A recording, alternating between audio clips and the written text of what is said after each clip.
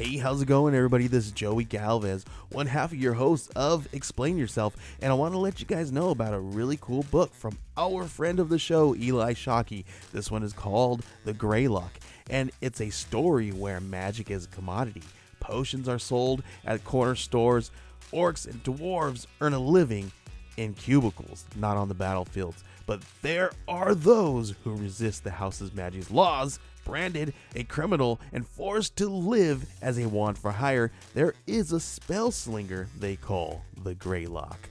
Check this one out. You guys can pre-order issue 3 right now with code JAN241939, and make sure you guys are heading over to your favorite LCS and letting them know that you want Greylock number 3, and maybe pick up the first 2 issues. You could do that at the Scout web store. So make sure you guys are grabbing the Greylock number 3, JAN241939 at previewsworld.com. Okay, everybody, we decided to take this week off, so here's one of our classic episodes. Hope you enjoy.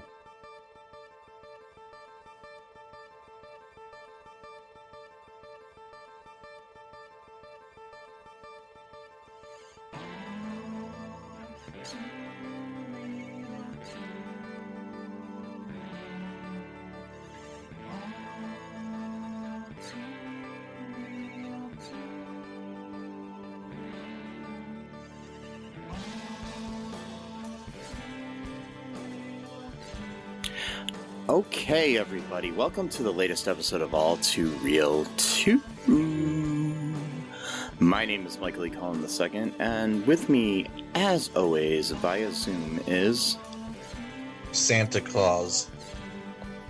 You're Santa Claus? Yeah. Have been this whole time, actually. Shit. Yep. So, when I was 8... and I wanted an Optimus Prime, and you didn't get me one. Why?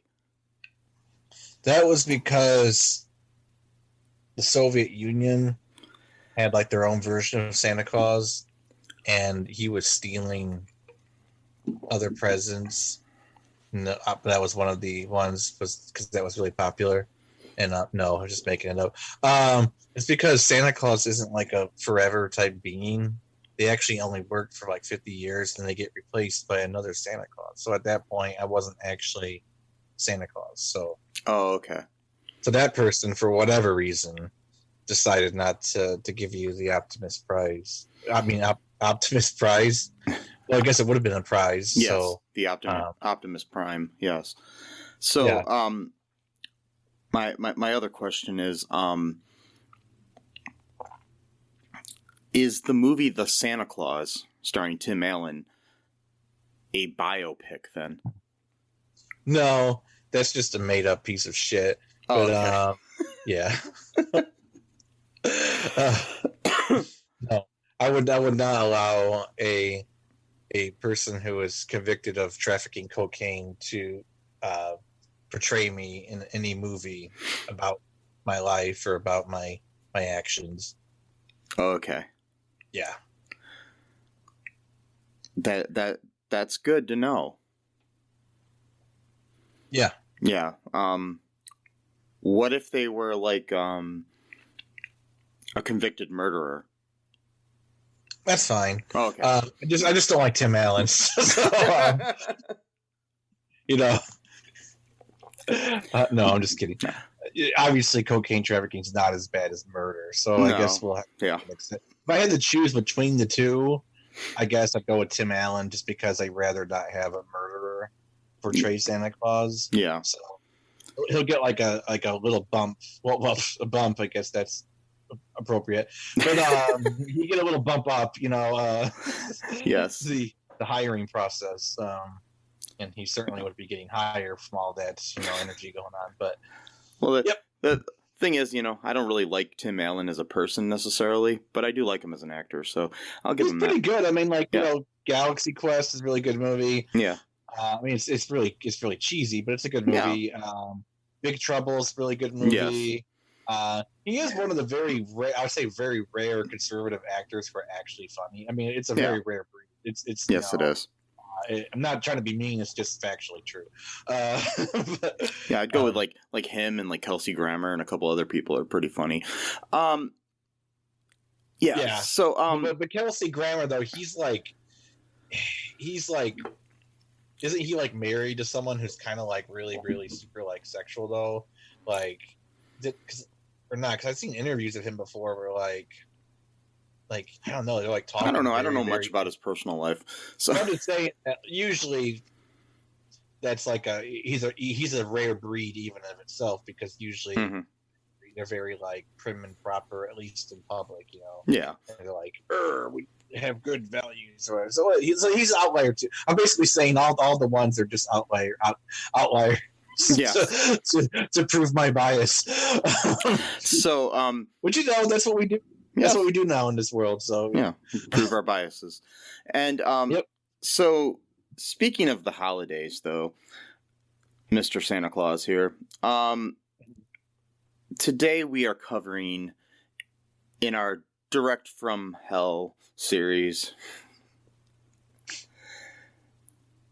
the 2012 holiday classic, A Christmas Story 2. Yeah. The film is a direct sequel to the 1983 film that people consider a classic, unlike me. A Christmas Story. Yeah. And this ignores the events of the 1994 film My Summer Story, which was a sequel to A Christmas Story. Really? Did not know that. And also, it includes some of the events in the telefilm Ali Haven of Bliss. Sorry, I can't talk today. Which was another sequel to A Christmas Story. Okay. Yeah, which we should cover both of those for the podcast eventually. I never even heard of these other two. They're actually not bad. So okay. And in all honesty, if I'm completely serious, this movie wasn't that bad either. But anyway, so no, it wasn't. And by the way, I just want to say I apologize if I'm alienating any of our audience by just immediately talking about political stuff in a freaking it's okay. Christmas movie review. But so we can just cut that part out if you want.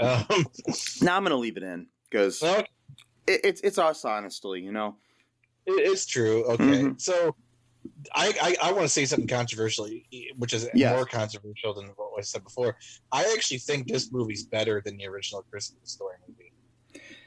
You know what's really funny, Matt? I was going to say the same thing. I'm dead serious. Yes. Yeah. And I don't know if it's just because I've seen the original so many fucking times. Unwillingly, because my sister insisted on watching it constantly when we were younger. Yeah. To the point where I began to hate it. So it's just objectively not a very good movie. It's one of these things where it's like enough people decide that it's a cult classic, then other people jump on the bandwagon because they want to be part of the group, and then it just perpetuates itself in like a vicious cycle. Everyone says this movie's great. This movie's great. You gotta see it. You gotta watch it. You gotta watch it every Christmas. Tradition. But if you actually just watch the movie objectively, it's terrible. It's not funny. It's stupid. The actors are usually kind of dumb, except for like the parents. They're like the only good actors. All the kids, idiots. It just, I don't know. It's something about it. I just hate that movie. Yeah, and the same thing too with like my brother. Like it became like a Christmas tradition, and he thought I loved the movie. So he's like every Christmas, like, "Hey, want to come over to my house and we'll watch the Christmas Story?" I never had the heart to tell him that I think the movie sucks. So I just go over there every Christmas Eve for like 10 straight years, just sitting through this movie that I hated because he thought that I liked it. Well, you're a good brother. Yeah, I guess so. So I eventually told him, like, we gotta pick a different movie every, like Tommy Boy or Black Sheep or something that's not even Christmas related, because I don't really like Christmas movies that much. But see, if I have to watch a Christmas movie over and over again, it's going to be National Lampoon's Christmas Vacation. Yeah, that's a really good. That is my favorite Christmas movie. That or It's a Wonderful Life. I'll watch both of those. Yeah, those are good. Yes. Yeah. Elf. I like Elf, but I've seen that a million times too. Yeah, so. Elf is good. There's a couple other. I'm trying to think of other Christmas. I mean, I do like the Santa Claus. So yeah, that's pretty decent. Yeah. Part 2 is pretty good too. And I mean, of course, there's Jingle All the Way too. And of course. I mean, yeah, with Larry the Cable Guy. I mean, yeah. Yes. Oh boy! How could you forget that? Yeah. Recent Masked Singer contestant Larry the Cable Guy. Was that proven that? Yeah, he got unmasked. Yes. Okay. Because you thought it was him. So yeah, I knew it was him from the beginning. I could tell by his voice when he was singing. Yeah. Yeah. So okay, this so they decided, like, what is it, like 30 years after the original to make another one? Yeah, it was like 29 years. Yeah. Yeah.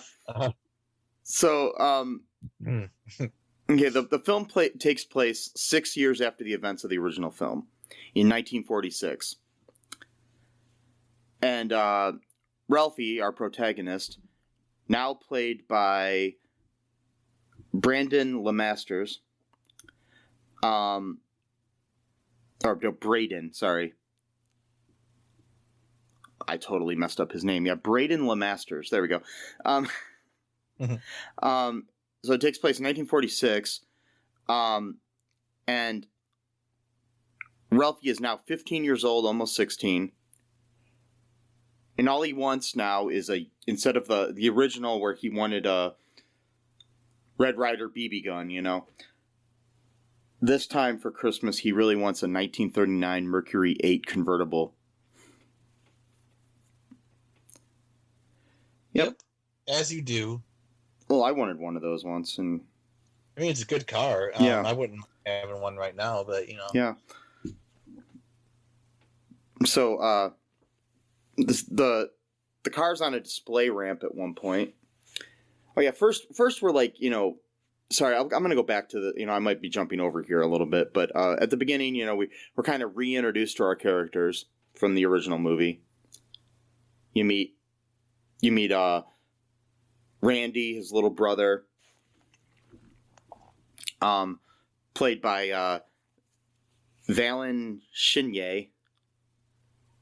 I don't know if I'm pronouncing that right, but that's his name. And we meet him,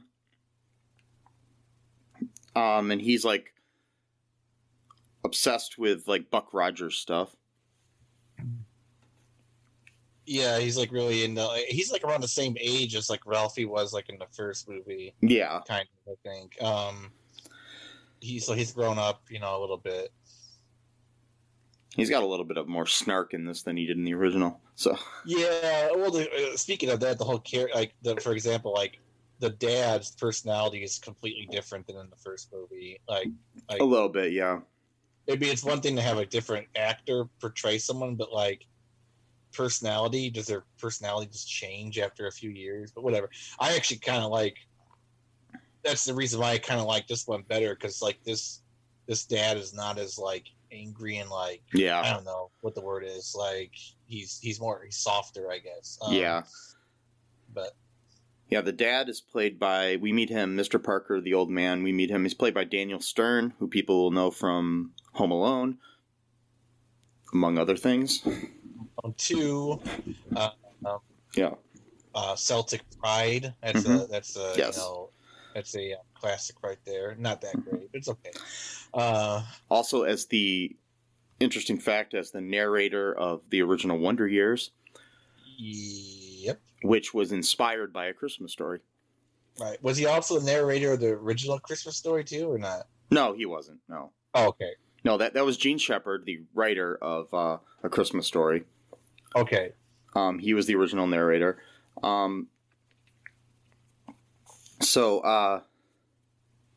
Yes, and then this, we also meet Stacey Travis as Mrs. Parker, who in this movie also has a little bit more personality than she did in the original. Yeah, a little bit more of a role, actually, Yeah. in the movie. Well, is she... You're going to make fun of me because sometimes I get faces wrong, but was she in Breaking Bad? No. Was she... Okay. Not as far as I can tell. She, yeah, she was not in that. I just looked her up. Okay. She was in a lot of movies: Phantasm 2, Earth Girls Are Easy, Deadly Dreams, Dr. Hackenstein, sorry, Hardware, The Super, Dracula Rising, Only the Strong, Caroline at Midnight, Traffic, yeah. Only just maybe we can cover that once. Only the Strong. I love that movie. That you want to talk about like a whole like underrated movie right there. I think that's one of them. I used to watch the shit out of that movie when I was a kid. I mean, like crazy amount of times. I even got the soundtrack and used to listen to the soundtrack at night before I went to sleep. Because it had like really cool like techno and hip hop music and stuff like that. I've never seen that. It's like a martial arts film, but it's Yeah. like it's not like a typical one. It's a little bit more of like a streets, martial. It's hard to explain. Yeah. I'll explain it It's later. got Mark Dacascos in it. That's cool. Okay, interesting. Yeah. It was one of my favorite movies as like a 10-year-old. Yeah, and we might cover that again for like one of our underrated films. Anyways, we also we finally meet, Braden LeMasters as Ralphie Parker, who is now 15. Like I said, what he wants now is he wants a car, basically. At one point, he finds it when he goes to the car dealership with the old man, and he sees it in the garage. So, what happens there, Matt? Yeah, his dad. So was his dad like just wanting to trade in their car for another one or something? Is that what he was there originally Probably, for? yeah, trying to trade it in or something. So he's off on his own, and he sees this really cool.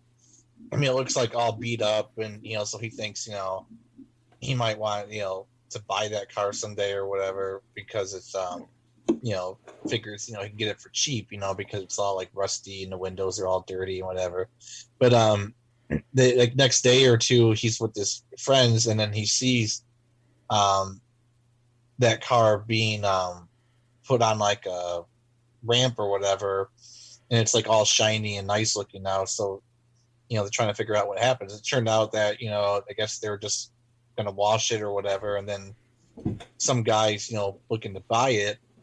And then his friends, I think, kind of convinced him to go in, like, oh, just get inside the car or whatever. But then he sees that the dealer and the guy are walking towards the car, so he tries to get in the back seat and get out of the car. But then his pants get caught on like the gear or something like that, the stick shift or whatever, and then accidentally puts it in neutral. So then, predictably, the car starts rolling down the ramp and, almost causes multiple car accidents that could potentially harm or kill people. So that's sin number one of the movie. I had a whole list of things that he had done that were potential felons. Anyway, because I love doing that. Yes. But so of course, predictably, he doesn't get in an accident, but then at the last second, something falls on top of the car. Those usual antics. Yeah, it was like a reindeer statue falls onto it. Yeah, it just falls right through the convertible part of the car. The roof. Yeah, the roof, and then of course he owes money to the dealer now, and he's got to pay him $85 in 1946 money, it's quite a lot. And Yeah, I looked it up. It's like $1,100 in today's money. so that's a lot, yeah. Yeah. Or he's gonna call the cops on him, and then so him and his friends all get jobs at the mall to try it. Well, no, that's the other thing too. So like, they don't get the idea to get jobs until like at the last minute. They're like, how are we gonna come up with this money? And it's like, what else? Like, how else did you think you're gonna what? Like none of your parents are rich in this movie, so it's not like you can just go borrow the money. Like, Yeah. what are you talking about? Like, and I mean, he does try to borrow the money from his dad. yeah, his dad was like, well, imagine that. Imagine right now if you're like 15 years old, and you just randomly ask your dad for $1,000. Like, what? Yeah. Like what for?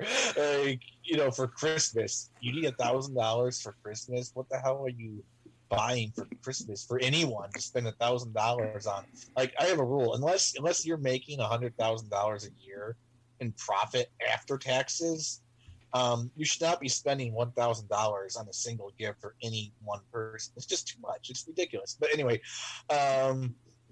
so yeah, all three of them, which it's a pretty interesting friend group right there, where all three people are gonna pull their money together to bail out one person. That's pretty pretty good friends that he's got there. Which of course he doesn't.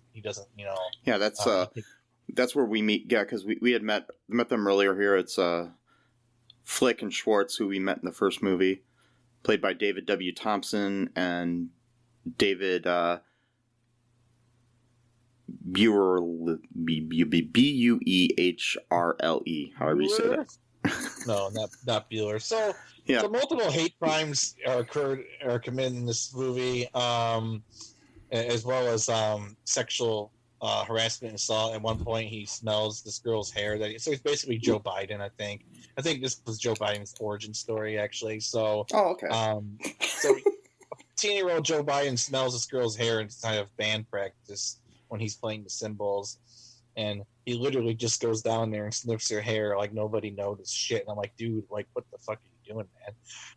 Like this. I mean, I know it's before cell phones and everything like that, but like, people can see you. You gotta lean over. Don't we all do that when we're kids? Oh wait, no, I'm joking. No. And by the way, I think that's the girl from Cobra Kai. I'm not sure. Maybe not. Probably wrong. But she looked kind of like. Well, no, because Cobra Kai started in 2018. Yeah, so that would be a whole 6 years before. Yeah, she's a lot older than that. So, yeah. Okay. She looked like, again, like, I gotta think. For some reason, I see people, and to me, they look like someone else. Maybe not, but to me, they do. So in my mind, she's Cobra Kai. So that's my headcanon right there. So he goes to Cobra Kai girl's hair, and then the character's name is character name is Drusilla. Okay. And she's played by Tara Scoveby. I don't know. I'm bad at names. Look her up, though. I'm pretty sure it's her. just do it, please. No, she's on Riverdale right now. That's who I recognize her as, Riverdale. Okay. She's Polly Cooper on Riverdale. Okay, I knew I recognized her. Fine, so I was sort of right. I saw her in something recent. It wasn't Cobra Kai, but it was something. So, well, that's where I know her from. She was on the TV show Once Upon a Time as well. Okay, that's it. Okay, yeah. The last season. Okay, she was on the last season of that. Okay, cool. All right. So he sniffs her hair and then doesn't get caught because 1946, and when you're a guy, you can do anything you want to a woman, and nothing's gonna happen to you. So that happens, and then they all get jobs at the mall. They are terrible at their work, partly because they're not being trained properly, and partly just because they're idiots.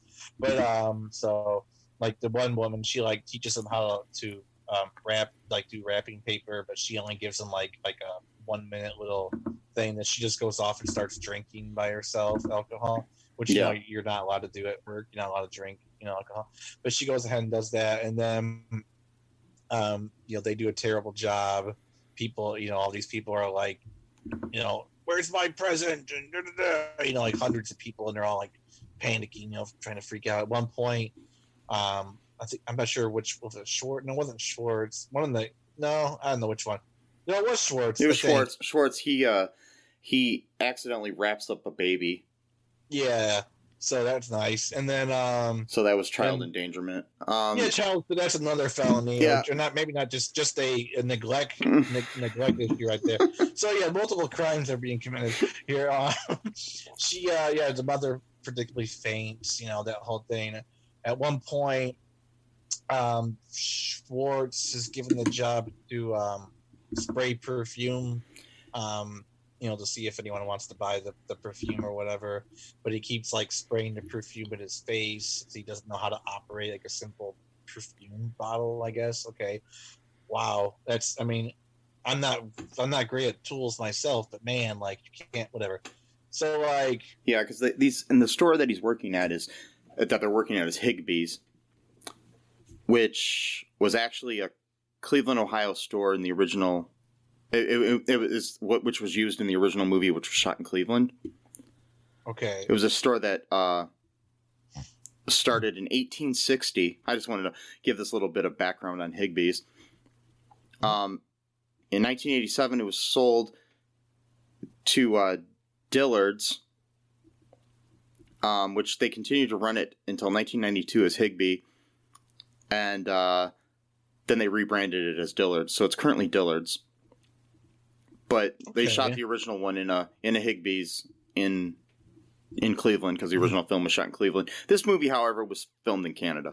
So yeah, I had an idea it was that. So we got that going on. Then there's like a B plot where the dad is always obsessed with saving money. He doesn't want to buy a new furnace. He doesn't want to. Yeah, I will point out that this is like one little point of the character in the original movie that they decided to make the whole basis of the character in this movie.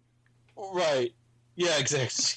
I mean, I'm not trying to compliment the original movie, but in this case, I think it was kind of a little bit over-exaggerated here. So, I mean, yeah, the original one, he's just a typical dad from the 40s, like a working-class dad. They don't have a lot of money. He tries to fix, things himself because he probably can't afford it. That's the other thing, too. It's not like, I don't think in the original movie he was trying to save money. I think it's just that they couldn't afford like all this fancy shit or whatever. You know what I mean? But like this guy, he's all about like, I'm not going to pay 40 cents a pound for a turkey for Christmas, which is like a whopping $3 for a Christmas turkey. So he's going to go catch a fish from ice fishing, Christmas dinner. What? And of course, it predictably goes wrong. So, what else happens in this wonderful movie?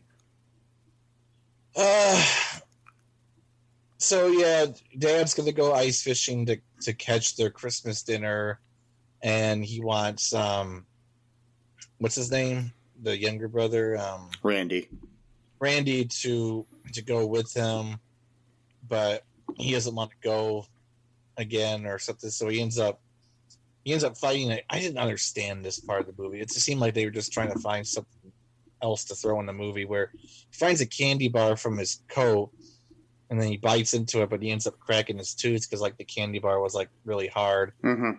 And he doesn't want to go to the dentist, so he wants to pretend that he wants to go fishing, but his mom makes him dentist. And but that was after he had already gone fishing once or twice with his dad, and he was freezing his ass off out there too. It wasn't very fun for him or for anyone for them. I don't know why anyone would want to go ice fishing, to be honest, but whatever. I guess we all have our things, but it just seems pointless. Why would you want to freeze your ass off? Okay, and I'm done with that. And then so like the dentist is like some sadistic piece of shit that doesn't even use Novocaine.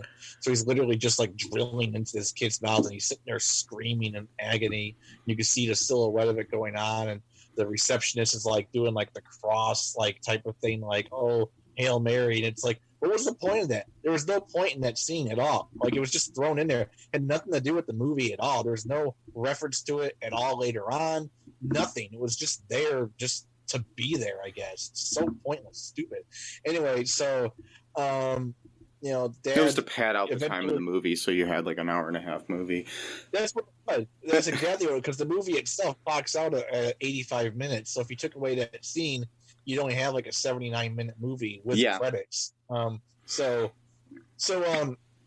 mom eventually shows up and gives him some soup, to warm him up, and she she decides that she wants to try to catch a fish, and they start arguing over like what kind of bait to use. If she wants to use a quote prettier looking bait, and then the guy's like, that's not how fish think, or whatever, typical mansplainer from the 1940s, which of course be way worse back then. What do you know, woman?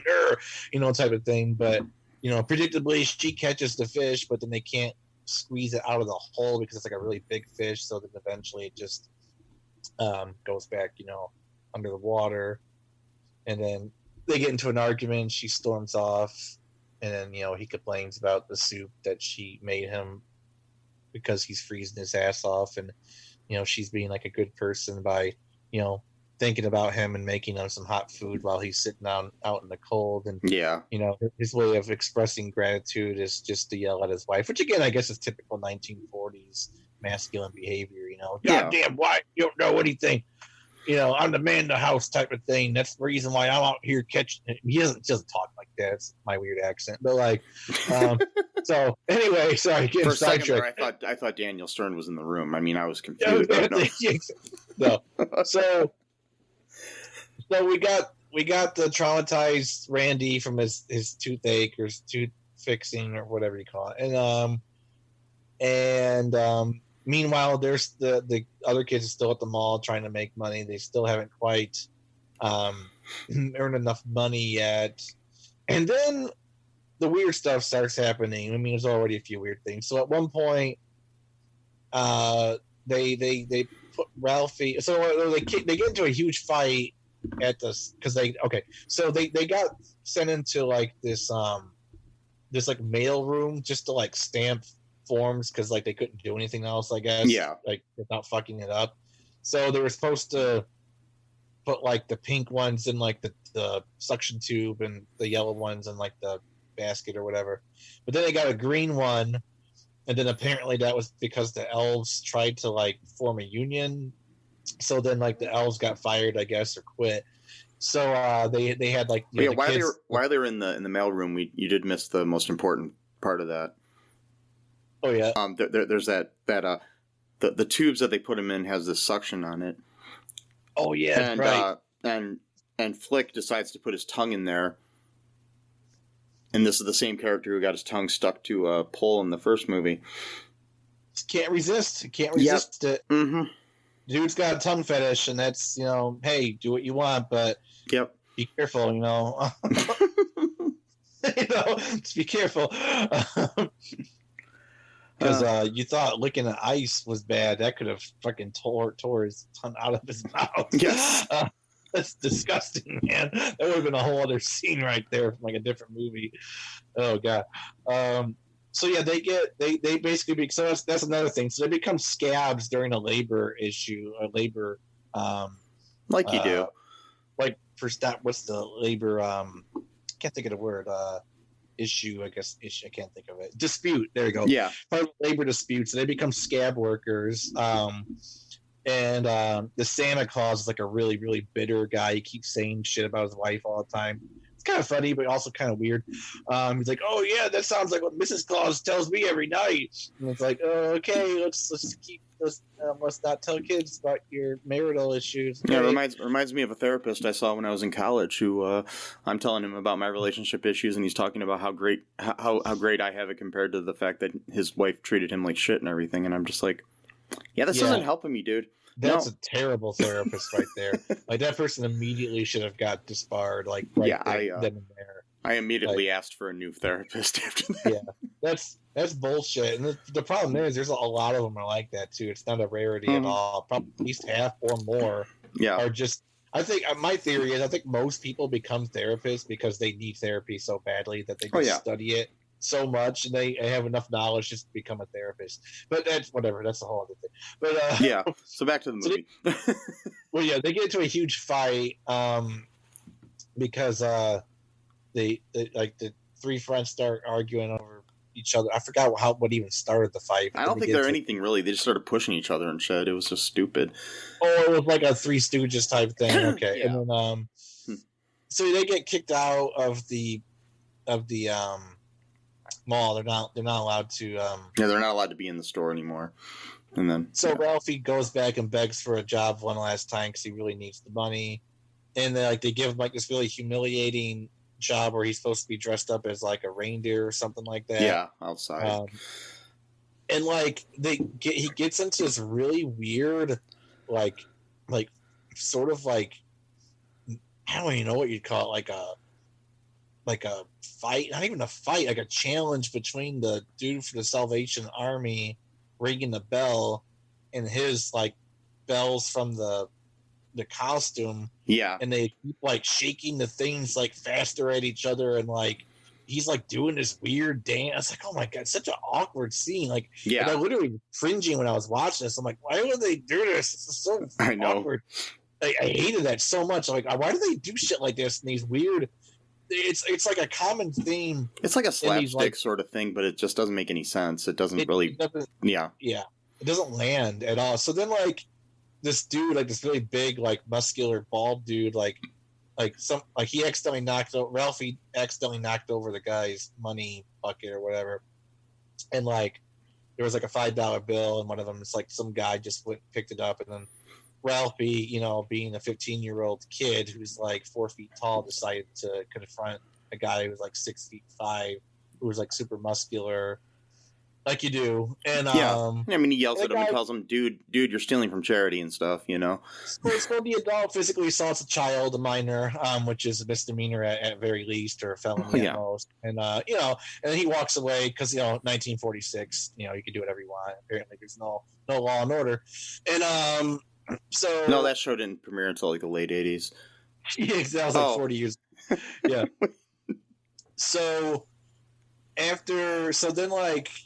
this is when the hate crime happens. So, they eventually count their money at Ralphie's house. They're just like $1 short, and they don't know how else to say it. They physically assault a religious ethnic minority and steal his money. I mean, what else can you say? That's what they did. Short, Jewish. Well, I'm not joking. It's what they did. No, I know. It's his lucky buck that he had for like a day, but yeah. That he got for Hanukkah. Yeah, he's Jewish in 1946.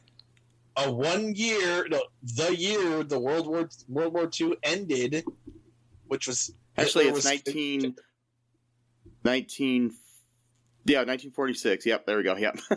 So for at least 6 years, they have known about the Holocaust currently happening. I mean, they may have not known about the extent of the concentration, but they knew that the Germans or Hitler. Yeah, I'm pretty sure that none of this. And they know their friend is Jewish, and they're like, "Hey, he's probably having all kinds of weird thoughts right now about being Jewish, and how like over in Europe right now they're rounding up all the Jews in like 18 different countries, and they're killing them, and they're putting them into ghettos and camps. Maybe in the spirit of Christmas, we won't gain up on him and steal his money so he can pay." So Matt, these are 15-year-old boys. I don't care. It doesn't matter. People didn't watch the news back then. It's not like we only had the news like 10 years ago. People knew what was happening. Granted, they didn't have I'm just saying that I don't think the religious aspects came into play here. I don't care. A hate crime was committed. So, whether it was intentional or not, they basically assaulted a Jewish friend, and then they stole his money. Okay. However else you want to spend it, that's what happened. So they stole his money to pay off someone else's debt, which I guess that is kind of like anti-Semitism right there. Like, we're going to blame you for our financial problems, Germany, right? So basically, this is a microcosm of Germany versus the Jews right now. So Germany is in terrible financial straits due to their own capitalist economy. that they fucked up so terribly. Then they ruined, they exasperated by their debacle in World War One, which they really shouldn't have got involved in the first place. They got their asses handed to them. And then they came back crying into their beers. And you're like, you know what? I feel like shit. Who are we going to blame for our fuck-ups? The Jews. It's their fucking fault that we fucked up. And then we're going to steal. They stole their money. They literally closed down Jewish businesses. They expropriated, which that's just a fancy word for stealing. They expropriated their wealth, and they gave it to the German government to do as they saw fit with. So Ralphie and the other dude, so Ralphie, he might be like the Hitler of the group, and the other dude's like maybe Goebbels, I don't know. Flick is Goebbels. And then, so what we're seeing is a reenactment of the war in this movie. It's a really deep movie if you think about it. And I'm not making light of the Holocaust at all. I'm just like, I think you're reading way too much into this movie, man. Laughing because you make it sound like I'm making fun of, like, I can't help it. I'm not making fun of it. I'm just saying that, like, you could sort of see a metaphor Yes. for that into, to pay off Ralphie / Germany's debt. Because it wasn't Schwartz that owed money, it was Ralphie that owed money. But so anyways, they get the lucky buck from him. Yeah. Plus, they probably thought, oh, he's Jewish, and Jewish people hoard money, right? That's their stereotype of Jews, right? So they're like, oh, well, who cares? He misses a buck. It's fine. We could take it from him. I bet you that was what's going on in their minds. So then 1946, I'm pretty sure. Yes. That's exactly what they were thinking in 2012 when they wrote this movie. Anyway, so yeah, but they're making a period piece stuff. Okay.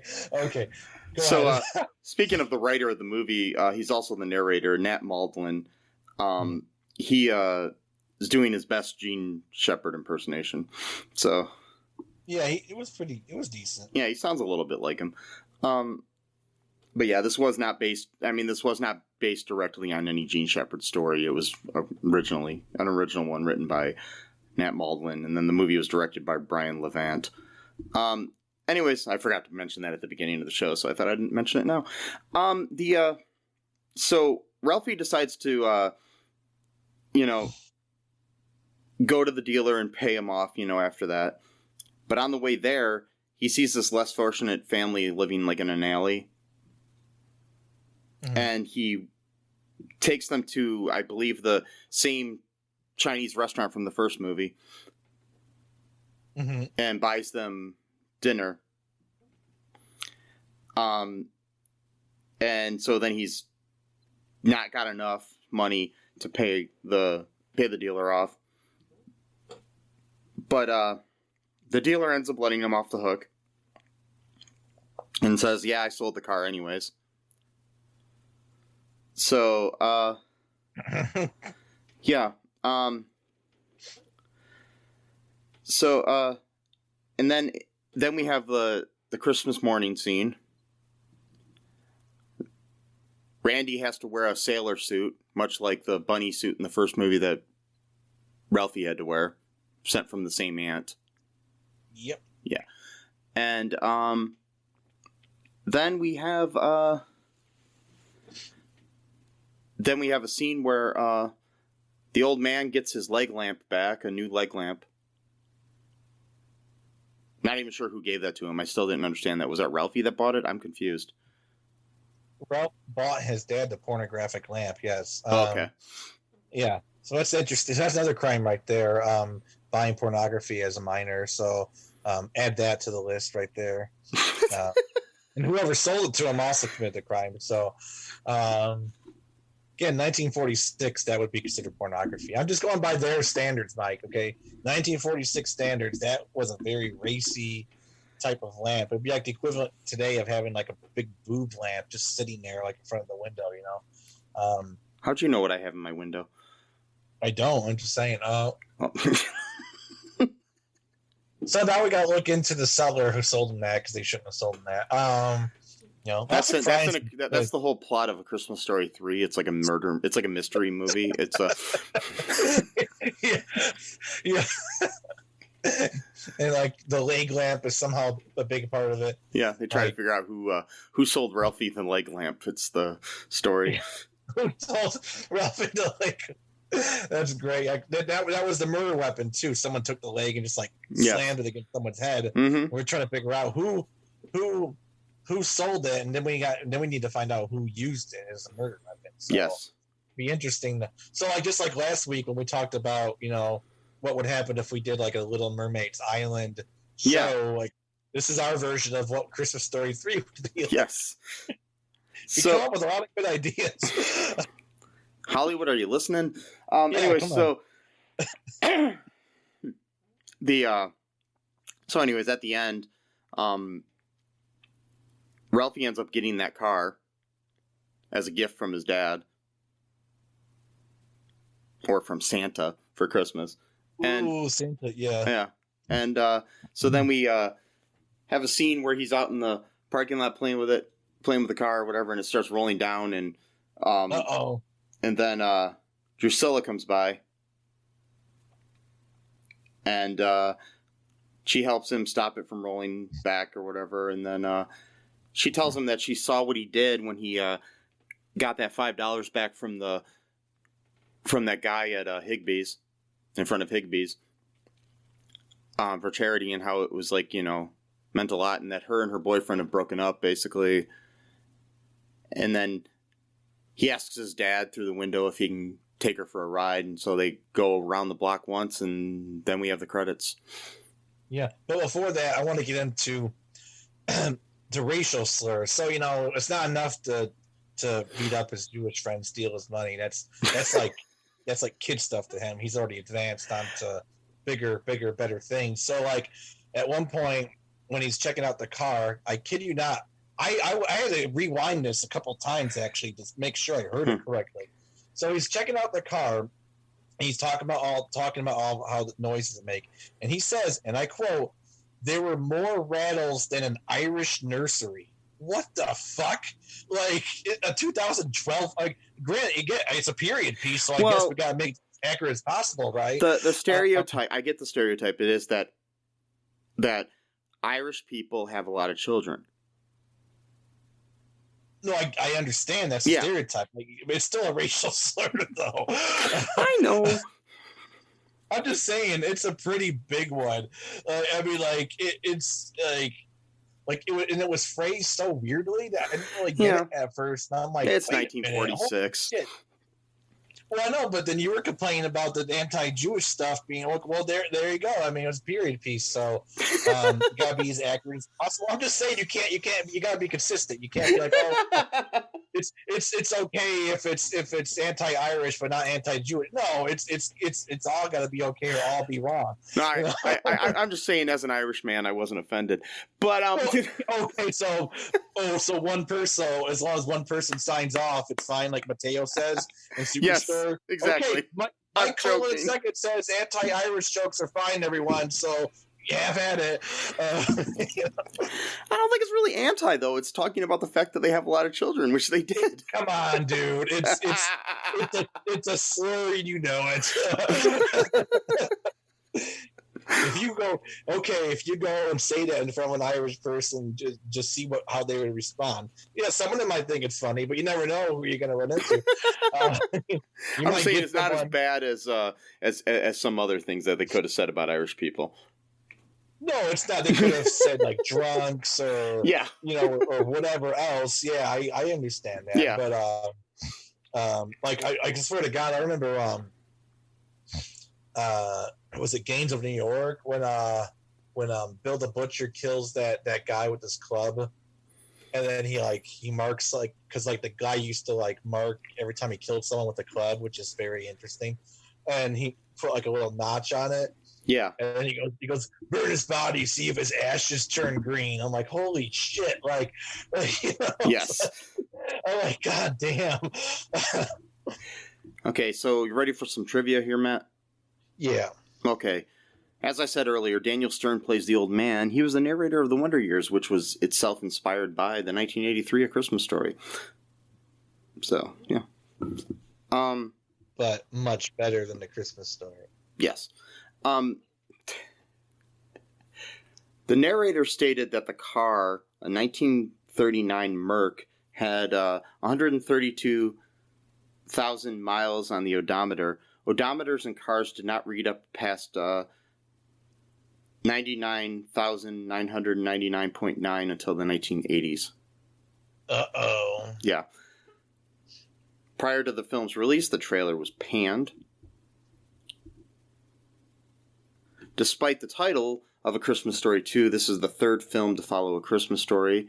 Coming after the 1988 Ali Hoopnoodle's Haven of Bliss, and It Runs in the Family, also known as My Summer Story. However, those films are now considered non-canon, I guess. I don't know, whatever. I didn't know there was a canon to the Gene Shepard universe, but whatever. Exactly. Yeah, almost all the gags in the film were inspired by the original film, they say. So, and like I said earlier, in 1946, the $85 needed would translate to $1,100 in 2020 money. So, like a year ago it would have been. Yeah. So that reminds me. So you said that $3 back then for the turkey would have been about $50, right? It was like 58 or something. Yeah. Okay, so I don't mean to interrupt. But I was just thinking about so he owed $85, right? Yeah. And he came back. He only had $35 left. So that's $50. Mm-hmm. And if $3 back then amounted to $58, then how much did he spend on dinner? Like $1,000? Like I'm going to be a quiet $1,000, but that's a lot of money to be spending, even for a family dinner. I mean, how big was that family? Maybe it was an Irish family, since you're okay with Irish slurs. Here's a public service announcement to people here. Michael Edward Cullen II, which is me. My family comes from Ireland, and I in no way want to disparage Irish people. I love Irish people. Irish people are my heritage. I know. But as are German people. Wait. So I'm going to divide 50 by 3, right? Yeah. So that's $16.6. Okay. So that would then mean that I'm going to times 50 each time, right? Okay. So time right about $58. Okay. So that means that Ralphie in today's money would have spent $966.67 on one Christmas dinner. What? And this was like a diner. This wasn't like some fancy. So how much did he restaurant. spend? Huh? How much did he spend? He spent about $50 of that times money, and you said about back then that $3 Let me see would here. have like $8. Okay, so 58 divided by 3. Oh, sorry, I was wrong. That's $19. Okay, so 19.33 times. So like $50 from that time period would be a $703.36 today. Okay. All right. Well, damn. So that's still Okay, that's still a lot of money to be spending on a Christmas meal. How much do you think he spent on the family?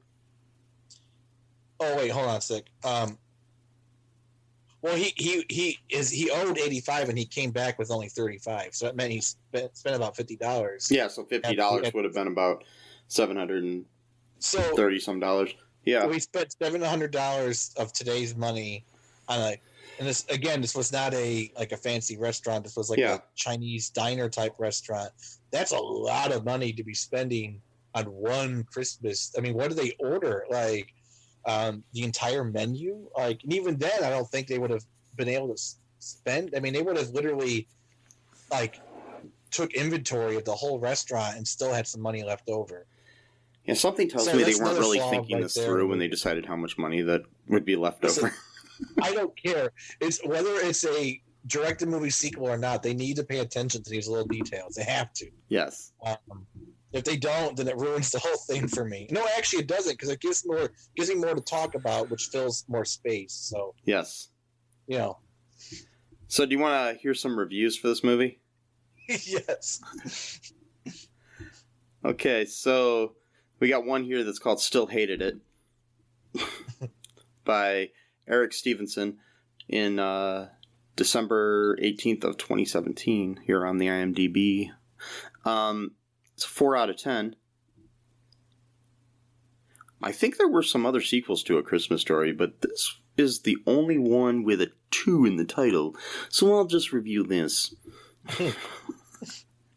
Well, this is the end of Christmas month. I couldn't find enough Christmas movies for the full month. I didn't know you had to like legally watch a Christmas movie every day in December or something, but I guess so. I did not know that. Okay. Anyways, I'll start next with book month. Anyway, this is bad because it lacks all the heart of the original. The premise just doesn't work. As Ralphie was so charming as a little kid, it doesn't have nearly the sense of timelessness as the original. The characters in this are just plain annoying. I especially hate Ralphie's friends because they're so dumb. These guys do such incompetent things on their jobs, like putting one's mouth through a tube for no reason other than to reference the first movie. I personally didn't find it as bad as The Sandlot 2. But it's still devoid of sense, especially with how this family somehow affords a car at the end. Yeah. So that is true. That would be pretty. Yeah, that came out of nowhere. Like, how does this cheapskate afford a car at the end? Anyway, so yeah. But we also reviewed Sandlot 2 at one point. Yes, so. we did. So if you guys want to check that out, go ahead. Mm-hmm.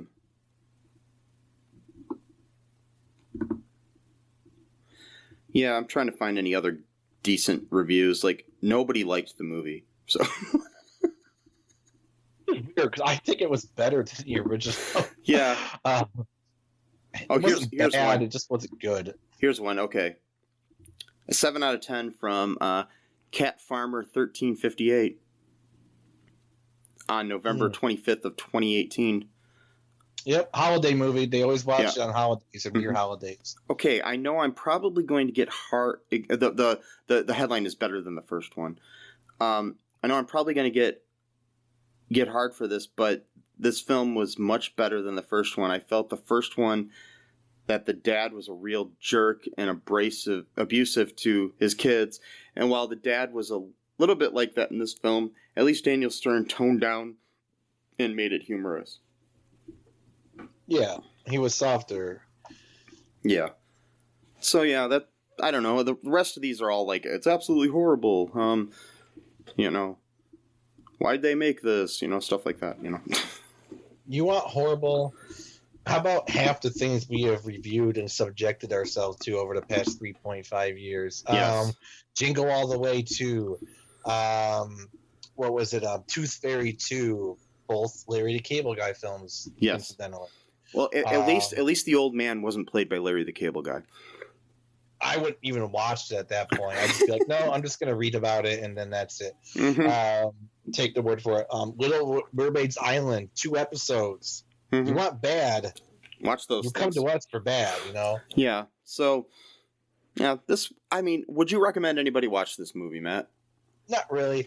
It's not bad. It's just that it's not good. And it's like, there's nothing to it. Like, there's some things you watch that are so bad, but they captivate you because of how bad they are, This movie's just bland. It's just like, it's not good or bad. It's just kind of there. It's just sits there kind of like a pizza that's not quite spoiled yet. It's just not that good. Technically, you could eat it. Yeah, it's like you'll still eat pizza.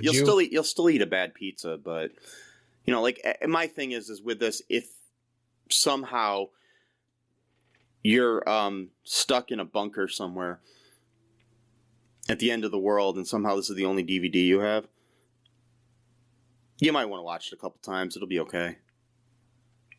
Yeah, I mean, at that point, you would watch anything. I mean, you'd watch, a piece of shit just sitting there. I mean, if you had to, but I wouldn't recommend it. But no. So it's an end of the world movie. If there's no other movies left over, go ahead and watch it. Yeah. One time. Yes, it won't kill you. And then you might find another box that's got like all the seasons of Two Broke Girls. And you can watch that as well. So yeah, or you can shoot yourself. And wow. Again, a public service announcement from Michael E. Cullen II. I do not condone suicide in any way whatsoever. Okay, so yeah, or any kinds of self-harm, rather. Yes, exactly. So another public service announcement. I also do not condone watching any bad movies if you don't want to, but if you do, go ahead. So anything else, Matt, before we wrap things up here? Have a good holiday season. Yes.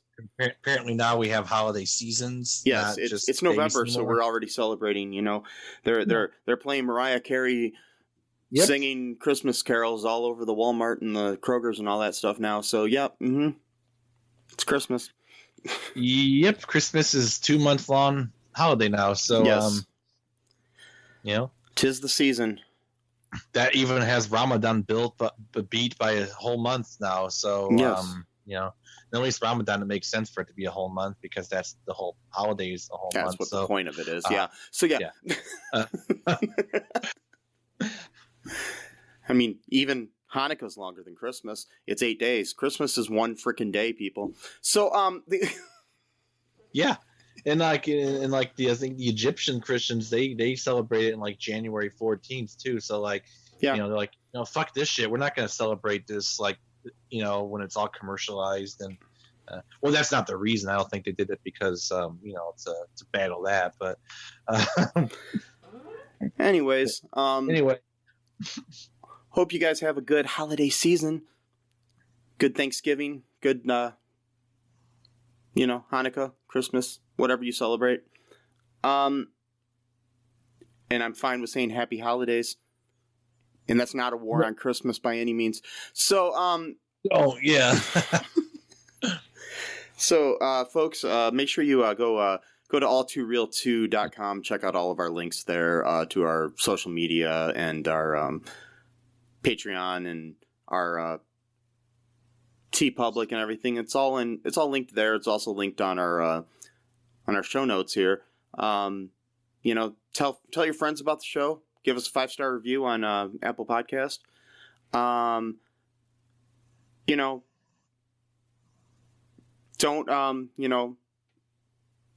do anything that I wouldn't do. And be merry, be bright, wear a condom, and bye-bye. Thanks for listening to All Too Real 2 podcast, a Cullen Park production.